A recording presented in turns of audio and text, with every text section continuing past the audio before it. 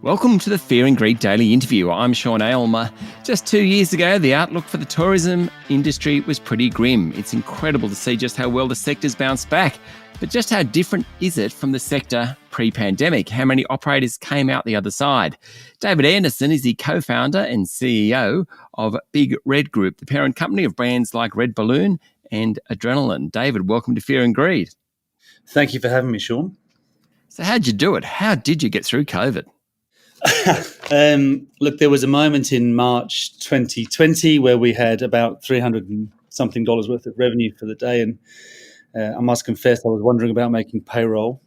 But, interestingly, what we found was that the Australian consumers wanted to dream. And so we found the ability to, sell a future mother-in-law's, tea that they could achieve and they could go out and have at some point over the next 5 years. So I think, we found a way to continue to engage the consumer and have them dream about coming out and doing experiences again.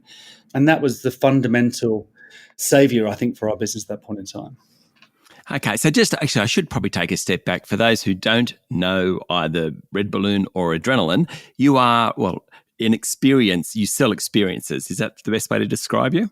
We do. I think, imagine you want to go and swim with dolphins in Sacramento Bay, or you want to sail in a hot air balloon over the Hunter Valley, or you want to swim with sharks in Adelaide, or you want to race V8 cars or Maseratis at the weekend. We enable all of that. And so we represent an enormous industry.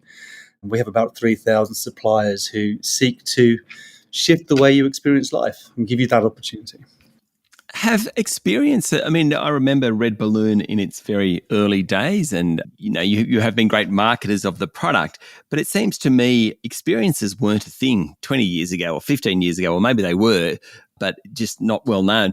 But this whole new genre seems to have developed over the last 15 years or so, whereby now experiences are such a great present to give, or just a great thing to do, which is that right? Is this a whole new genre over the last 15 years?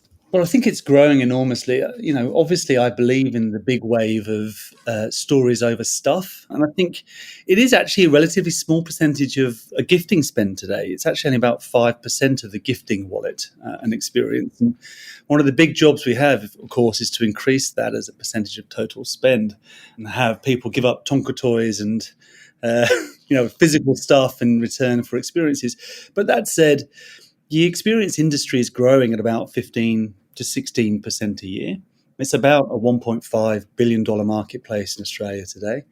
And, we do see continually, and particularly amongst the young generation, a pursuit of, stories over stuff. Yeah. Okay. So what's the industry look like today compared to pre-pandemic? Is it a whole new network of tour and experience operators? Did most of them make it through? Where are we at? Most of them made it through, but bear in mind that 80% of our suppliers employ 5 people or less. So they're very small, typically family-run businesses. And they do it because they pursue their craft. It's a passion that they're following. And so for many, it was a very difficult time. But you can be very lean as a small family business and find a way through. And many of them have done that. And I think on the far side, we are in quite a different place. Inbound tourism hasn't returned yet fully. It's about 60% of pre-pandemic levels.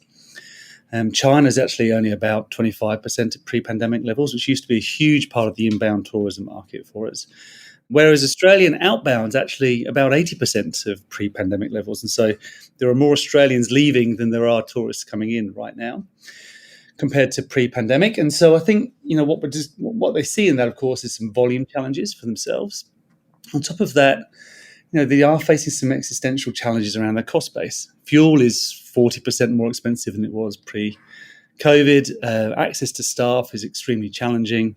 And so they are in a different place post-COVID, albeit, you typically find your small tour operator to be an incredibly optimistic individual. And so they look forward and very positively, but it is a challenging environment for them to operate in. Stay with me, David. We'll be back in a minute.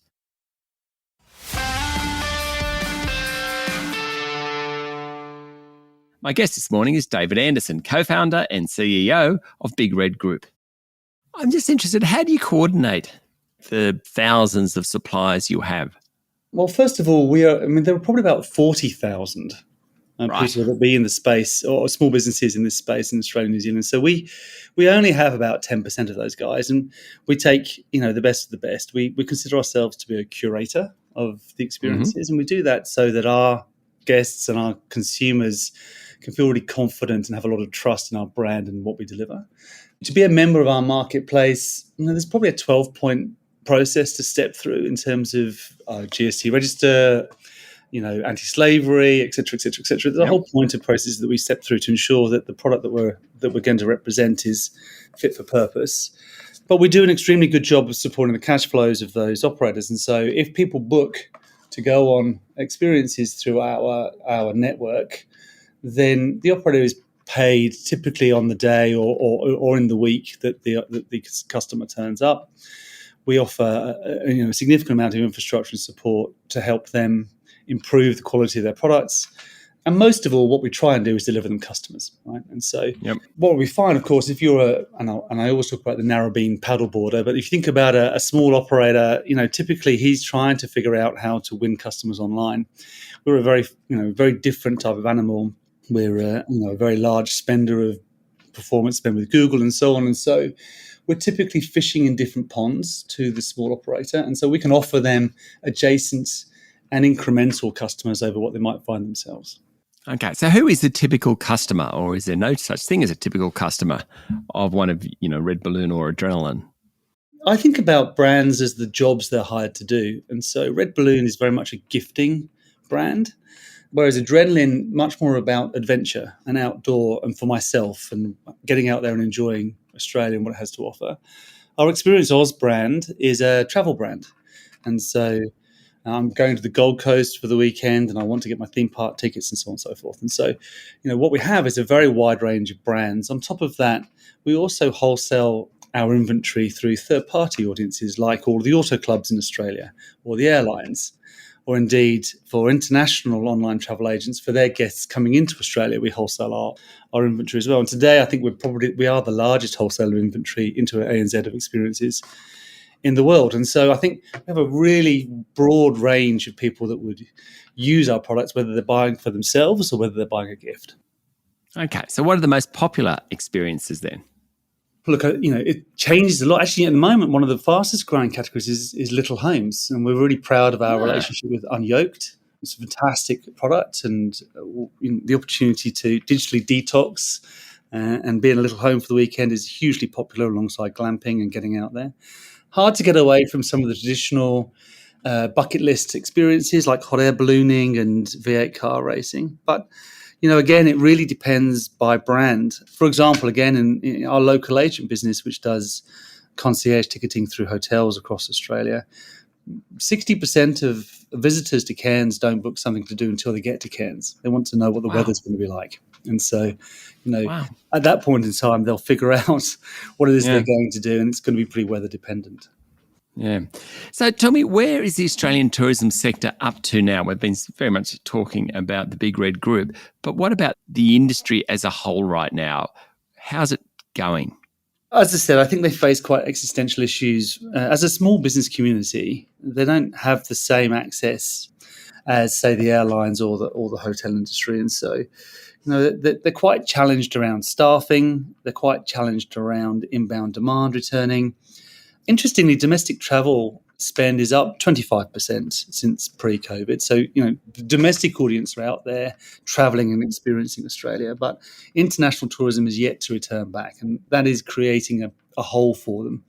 And when you combine that with some of the indexing costs to run their business, then they're in a pretty challenging spot. David, before you go, what's the best experience you've had?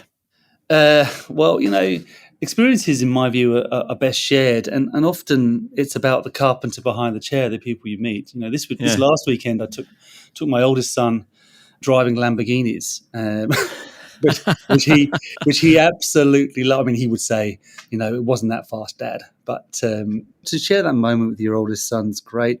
And my youngest son, I think when I went dolphin swimming off in Sacramento Bay last year, was amazing again, mainly because it was a 50-year-old business, third generation family who could tell us everything there was to know about that experience. And the opportunity to be so close to wild dolphins was mind-bending for my son. Yeah.